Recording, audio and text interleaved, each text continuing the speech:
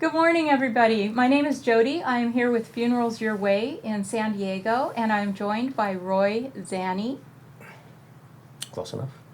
Zaney, Okay. who has one of the best names of anyone around.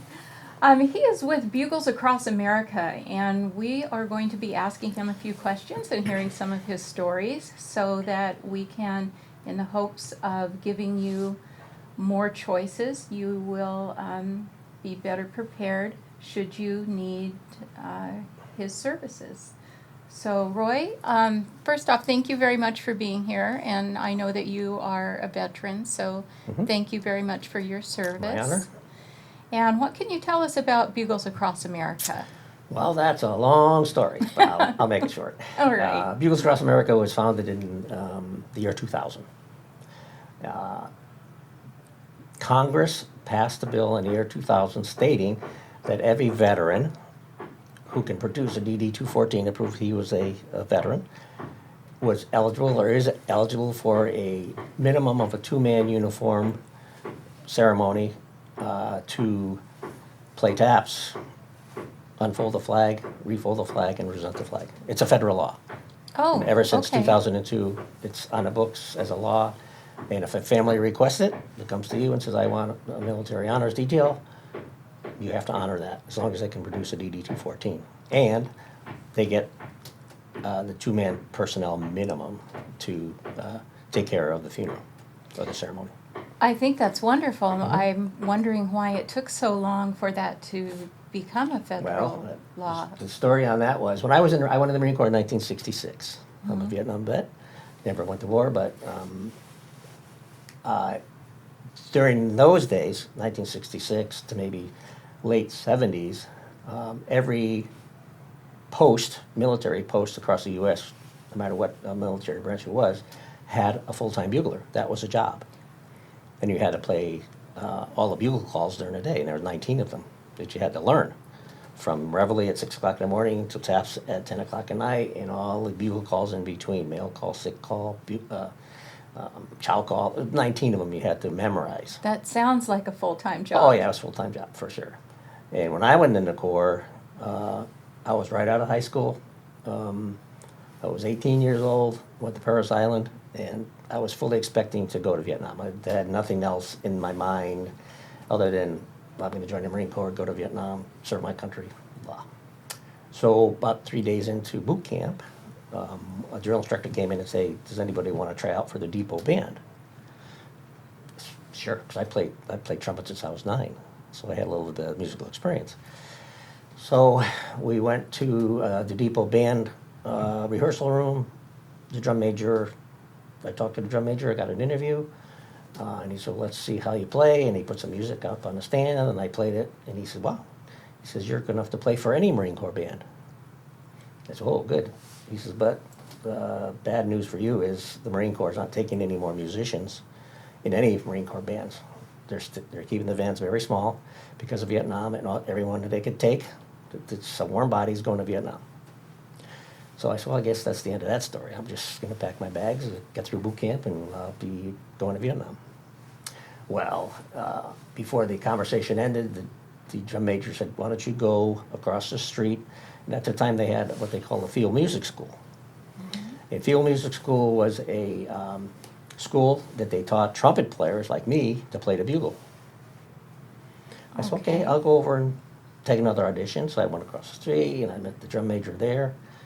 And at the time, the drum corps, this is drum corps related because that's what they were searching for. Drum major said, well, can you play music? Or could you read music? And I said, yes, sir. And he looked at me like, in those days, none of the drum corps people could read music. Everything was by ear. So he thought he kind of had me. So he put some music. It wasn't even music. It was just like a line of notes. He said, can you play this? And I played it. And he said, oh, you can read music. And it was like baby stuff that you learned like you were in second grade, right? So a long story short, he said, okay, we're going to cut your orders after boot camp to come to school. So come the end of boot camp at Parris Island, there was 86 guys in my platoon. 84 guys got orders to go to Vietnam. And me and another guy who was a drummer we got our orders to be part of the drum corps, drum and bugle corps. He was a drummer. He already had his orders to go. He went straight from boot camp to Washington, D.C., where I was. I went to school for 6 weeks, and then after that, I did so well that I got to go to Washington, D.C. Nathan and I, my whole tour was there playing bugle. Well, I know that the support of the troops Mhm. is very important. Oh, yes. Mhm. And I think throughout our history, music has always been very motivating Yeah. and a big part of the morale. Yes, definitely. So thank you. Your instructor must have been quite pleased when you could actually read the music Yeah. that he gave you. We got lucky. I'm a lucky Marine. All of those guys, all those 84 guys in Vietnam, a lot of those Marines never came back. That was a rough time. I know. I understand. And that's one of the reasons I think that both of us do what we do, is to honor those people that gave us the ability to have this choice to do what we do. Mm-hmm. Now, I know that when you were enlisted, this was something that was part of your assignment. Sure. So when I get to Washington, D.C., after boot camp, I was part of the Drum Corps, Drum and Bugle Corps, Mm-hmm. Marine Corps Drum and Bugle Corps. And they're still in existence today after all these years. Oh, that's very cool. They're the only Drum and Bugle Corps military that's still in existence, U.S.-wise. All the other ones, Air Force, Army, they've been disbanded. The problem with music in the military is it's an easy target for reduction of money. If they want to reduce the budget in the military, the first place they look at is music. That band's too big. Oh, we don't need that band. We don't need they don't need something. So they cut money out of the budget for music. It's a very easy thing to do. And around as part of the remainder of the story, around 1975, around there, they cut out the job of bugler. We don't need any more buglers. And all the buglers that were in existence, they had to find other work. I got lucky. I went to Washington, D.C. They were still in existence there. Everything was like it was back in the old days. So, but all the other posts went to recording. And you still hear it today. You go to MCRD, Pendleton, Miramar. All the bugle calls are recordings. And that's something that I have noticed, and one thing that I really appreciate very much about you and your associates with Bugles Across America is that it is actually live music. Right. And there's something that is not able to translate in a recording that you get from someone Sure. that's actually playing a live instrument. Sure. To me, I'm always very happy and very grateful whenever I see you and see Sure. anyone coming with an actual bugle. Yeah, when I tell people about the recording, and it's called a ceremonial bugle, by the way. And it's a very nice horn. It's chrome just like my horn. But in the end of the bell, there's an insert. They push this insert in the end of the bell, and when taps is going to be played, the person, we call them a holder, they pull the bugle up like they're playing it, and they press a button and they hold it like that, and it comes out of beautiful taps. And I've seen that, and anytime honors is performed, it's always quite elegant, and we do appreciate Sure. everyone that comes out and Sure. does that. But there's really no substitute Well, for somebody there's two things I tell playing. people. I said, if you get lucky, you'll hear the whole taps from the ceremony of bugle. I've been at ceremonies where it stops in the middle or it doesn't play at all.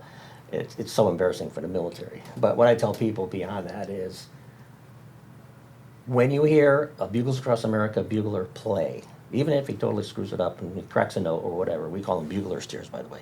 If I crack a note, we call it a bugler's tear. If they do that, a bugler does that, it's still better than the recording, because what you're hearing from that bugler is taps from your heart.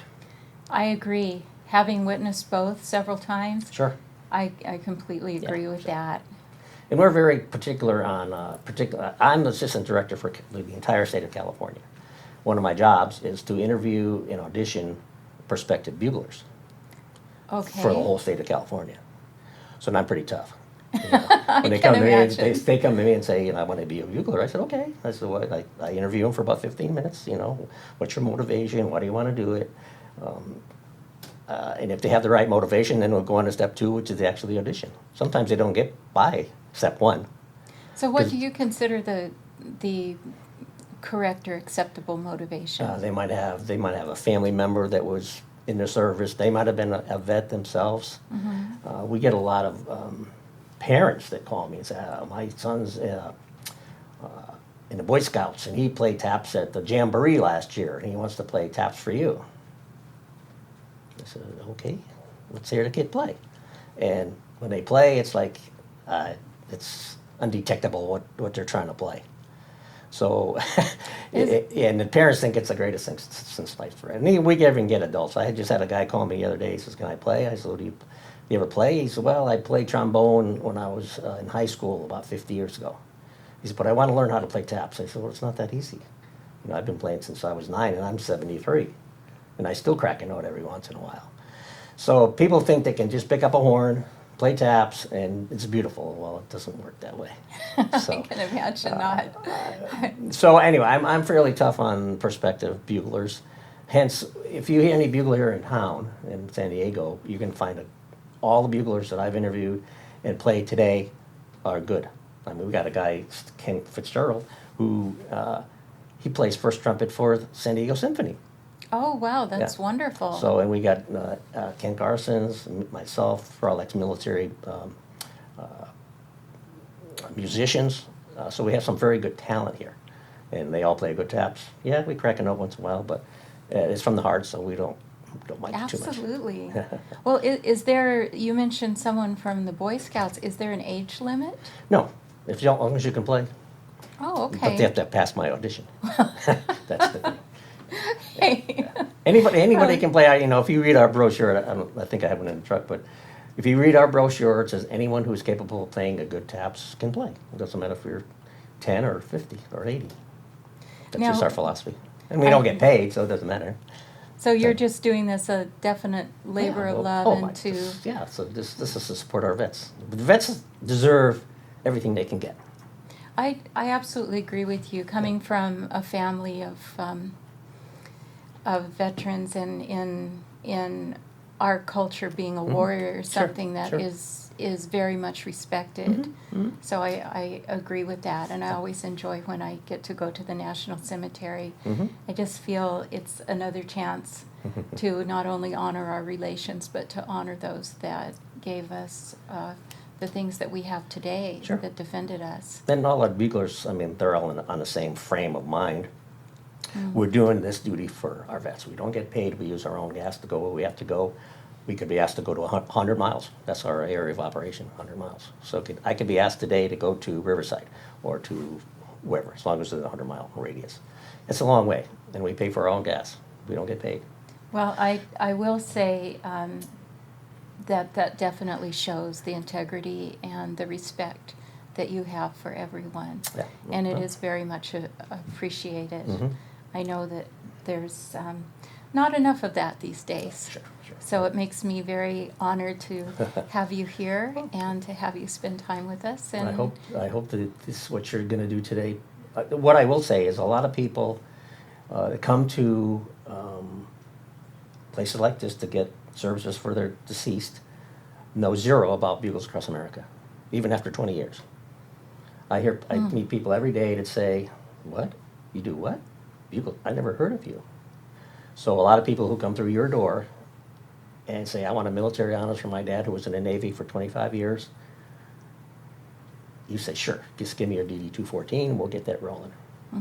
Now, we're in touch, Bugles Across America is in touch with every major and minor mortuary in this town.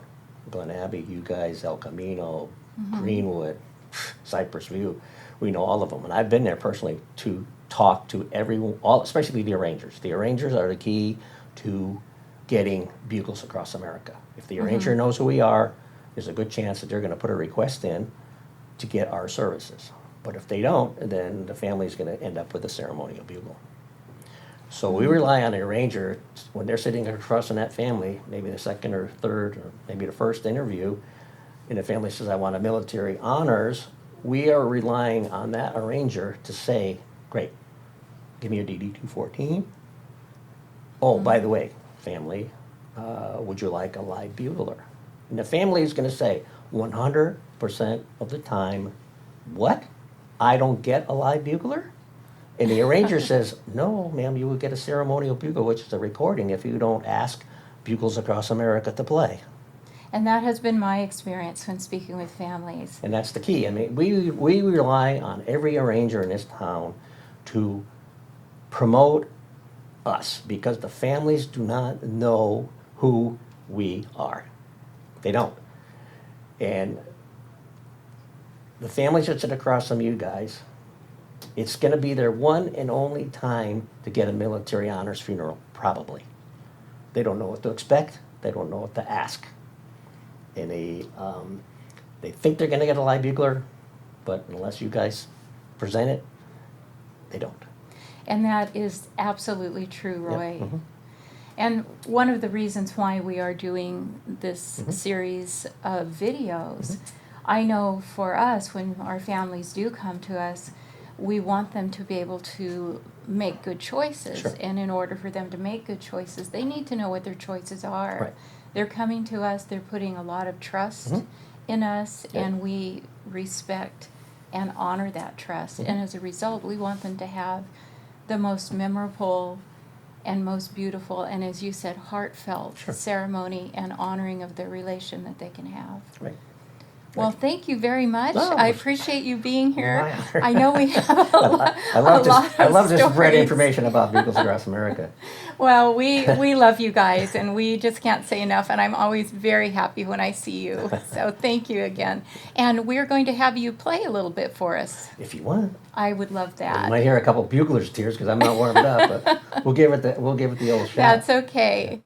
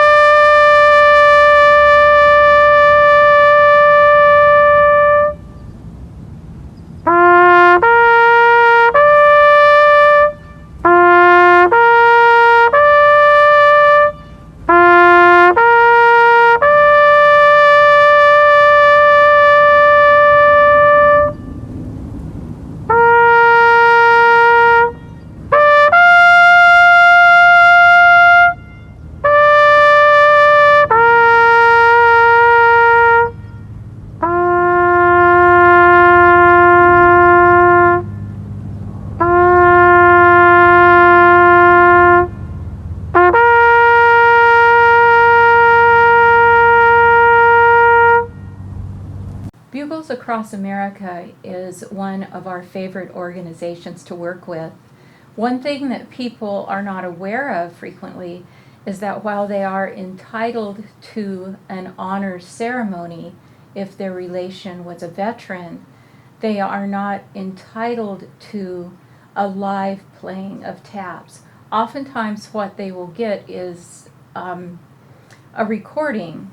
While it does have a beautiful presence, it does not have the soul that a live performance does.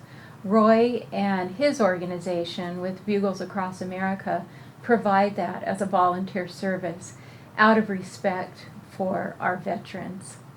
If you have any questions at all, please feel free to contact us at fyi@funeralsyourway.com, and we look forward to seeing you next time. Take care, everybody. Safe travels.